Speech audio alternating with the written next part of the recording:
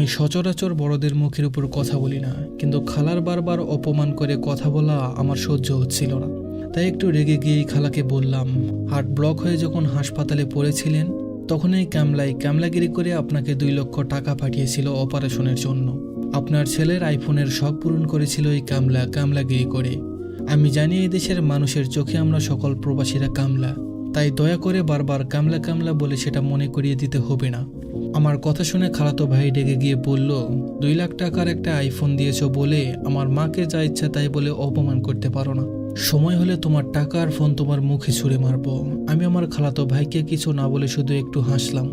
পরের দিন সকালে মাকে ডেকে বললাম, মা, আমি এখন বিয়ে করব না, আরও কয়েক বছর প্রবাসী কামলাগিরি করি আসি, তারপর একেবারে দেশে এসে বিয়ে করব।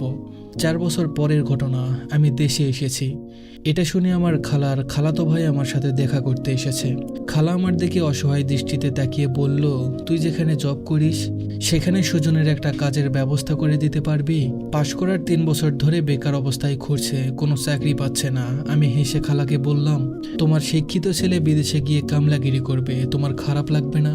পরে তো নিজের ছেলের জন্য বউ খুঁজে পাবে না। খালা আমার কথা শুনে চুপ হয়ে আছে। আমি তখন খালাতো ভাইটাকে ডেকে বললাম, নিজে যখন কষ্ট করে টাকা ইনকাম করবি তখন অন্য কারো মুখে টাকা ছুঁড়ে ফেলবার ইচ্ছা হবে না।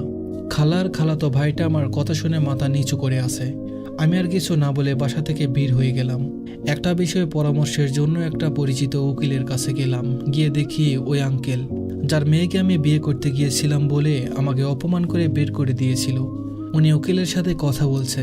আঙ্কেল চলে গেলে আমি উকিলকে জিজ্ঞেস করলাম, উনি এখানে এসেছিলেন কেন? উকিল তখন বলল, উনার মেয়ের ডিভোর্সের বিষয়ে কথা বলতে। অনেক বড় ঘরে মেয়েকে বিয়ে দিয়েছিল, কিন্তু জামাইটা নেশাখোর, মেয়েকে অত্যাচার করে বলে মেয়ে সংসার করতে চাইছে না। তার কয়েকদিন পর বাসায় বসে খবরের কাগজ পড়ছি, হঠাৎ একটা লেখা দেখে চোখ আটকে গেল।